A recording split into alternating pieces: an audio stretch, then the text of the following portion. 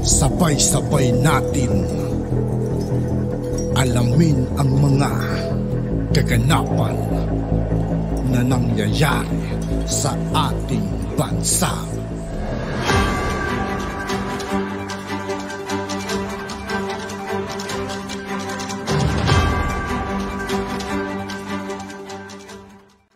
Yo, what's up mga kaibigan? Ngayon nandito naman ulit tayo sa channel ni Philippines Trending News. Dito naman ulit tayo magbibigay ng komento at reaksyon. Kaya samahan nyo ako guys. Let's go! Pumalag po ang mga congressman dito po sa pagsasampa nito ni ng grupo po ni Dr. Lorraine Badoy at Ka Eric sa pamamagitan po ng kanilang mga esposo at esposa na pinangunahan po naman ng kanilang abogado na si Attorney Harry Roque dito po sa Supreme Court, no? Habeas corpus, ewan ko kung yun yung right term, no? Sinampahan po nila ng kaso ang Kongreso dahil po sa hindi po makatarungan na pagdidetini dito po kay Ka Eric at saka kay Dr. Lorraine Badoy. At saka po yung implikasyon po niyan dito po sa House of Representatives, no? Alam naman po natin kung ano po itong ginagawa ng House of Representatives. Ito po ay pagtatanggol lamang.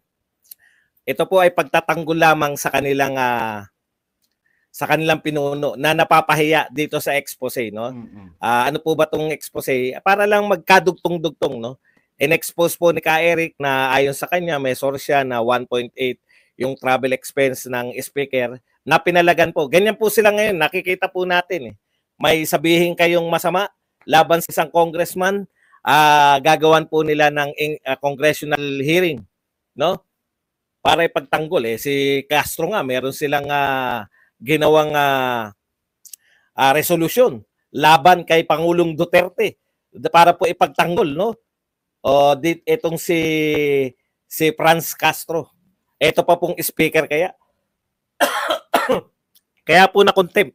Kino-question po ni kung valid po ba. Supreme Court na po. Alam niyo po kung bakit po ito nangyari, no? Gusto po nilang ipakita na ang House of Representatives ay makapangyarihan. Hindi po basta-basta pwedeng salangin, no, ng kahit sino. Yan po yan. Pagpapakita po yan ng congressional power. Totoo naman pong makapangyarihan yung Kongreso.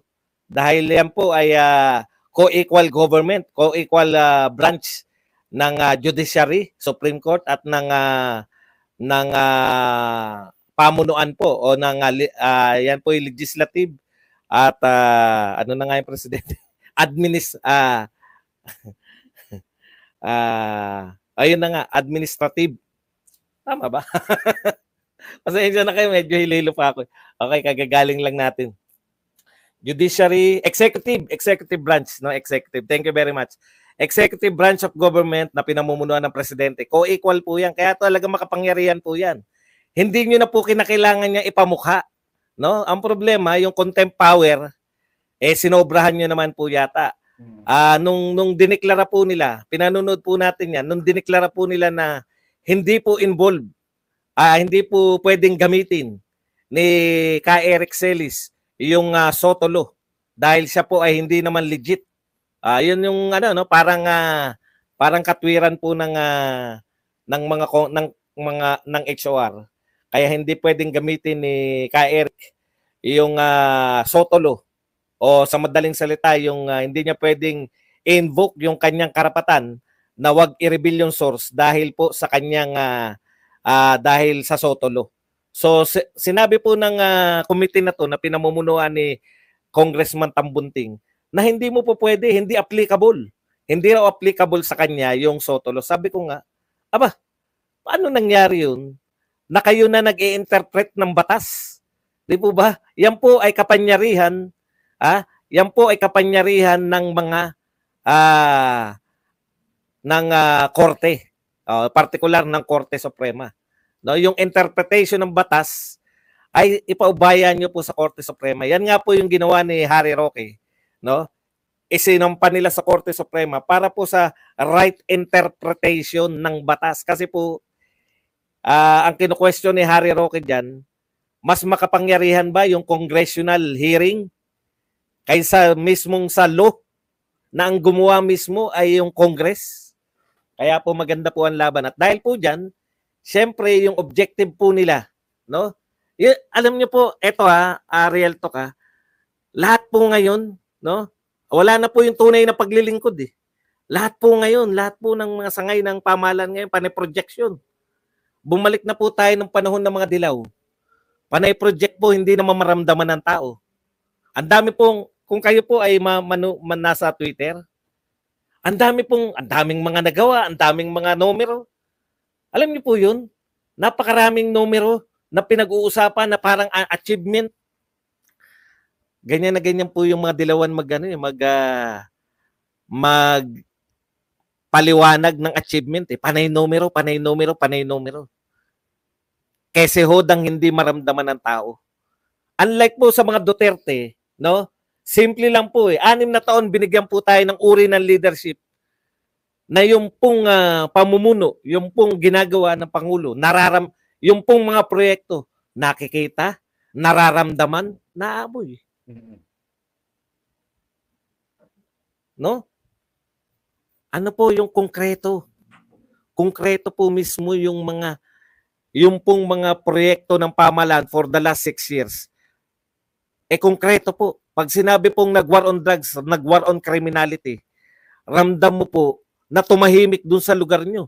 Ramdam mo nyo po na natakot yung mga kriminal. Dito po sa atin, ang importante ngayon, projection. Ganyan po nung panahon ni Pinoy at ng mga nauna pang Pangulo. Panay projection. Bumababa na ang bilang ng mga taong walang trabaho. Bumababa na ang bilang ng mga taong umuunlad na ekonomiya. Umuunlad ng ekonomiya. Ramdam ba ng tao? Ang nararamdaman ng tao, tumataas ang bilihin. Ang ramdam ng tao, kawalan ng kapanatagan. Ang dami-dami po nagsasabi na, Boss Badong, nagsibalik na po sa amin yung mga adiksyones. Sila na naman po yung hari ng mga daan. Boss Badong, bumalik na ba yung mga kriminalidad? Ayan po yung mga nagbabiral. Nawala na po yan for last 6 years. Wala po tayong nakita na basta na lang nagbo-broadcast. Kaya nga po, ito, real talk hindi naman po ganong kilala yan si Percy Lapid. Mag-amina na po tayo. Hindi naman po ganong kilala na bro. Masikat pa si Banat Bay dyan, masikat pa si Maharlika Magtotohanan lang po tayo. Pero, ang impact po, alam niyo po kung bakit gano'n ang impact sa pagkakamatay ni Percy Lapid? Kasi, ang tagal po nating hindi nakaranas ng gano'n na isang broadcaster, isang mamamahayag, kahit hindi ka ganong kilala, binanatan. O ngayon po, nasasanay na uli tayo, balik na sa dati. Kasi galing tayo kay Pangulong Duterte, na bihira mong mabalitaan, na-shock tayo nung nangyari yung kay Percy Lapid. Nakaka-shock po, bakit? Parang, ano to? Ang lalakas naman ang loob. Ngayon po, sunod-sunod. Katatapos lang na mabaril yung isang habang nagbo-broadcast. Nakita naman natin na bumaba lang po sa Victory Liner. Binanatan yung magkatabi. Tapos yung hold-upan po sa isang pawn shop ba yun? Yung pawn shop na hold up. Parang napaka-normal lang. Kinuha lang yung napaka-normal na po ng krimen. Grabe mga nangyayari ngayon mga kaibigan, sa totoo lang. Parang kung sila pumatay mga kaibigan, walang ahawa. Parang hayop lang sila mga kaibigan kung papatay. Parang papatay lang sila ng hayop. Grabe. Yan po ang nararamdaman ng mga tao. No, hindi po yung mga numerong pinagsasabi nyo. Kaya po ngayon lahat panay projection. Ito po nagpo-project. Pino-project po, ayaw po nilang masira yung projection nila. Kaya po pag may nagsabi, katulad si Ka Eric, nagsabi po na si Pangulong Duterte nga nung nagsabi na hindi naman niya trenetin si Franz Castro. Minasama nila yung sinabi ng dating Pangulo. Nagkaroon kagad sila ng Tapos protect HOR kagad. Tapos may resolution kagad sila na pinagtatanggol di ba diyan na nangungo diyan hindi halos makapagsalita si Sandro Marcos. Dahil diyan sa resolution niyan para kay Franz Castro. Mas importante sa kanila yung pagpo-project.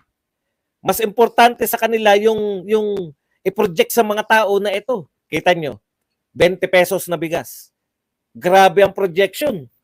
Ang nagtakal pa yung speaker. Pero pagkatapos po isang araw, may narinig pa po pa tayo sa inyo, sa mga congressman, tungkol sa 20 pesos na bigas, na isang araw lang pala. Di po ba nakakahiya yung ganun? Dapat din red-diretso na lang sa nila eh, no? Isang araw lang. Grabe.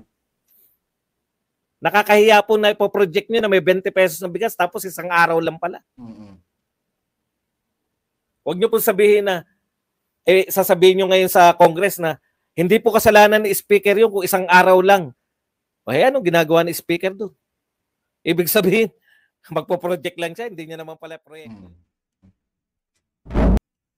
At dito nga po nagtatapos ang ating reaction mga kaibigan. Muli, ako po si I2K ng Sundalo ng Dunggalo. Maraming salamat sa patuloy na pagsuporta. Yeah, peace out.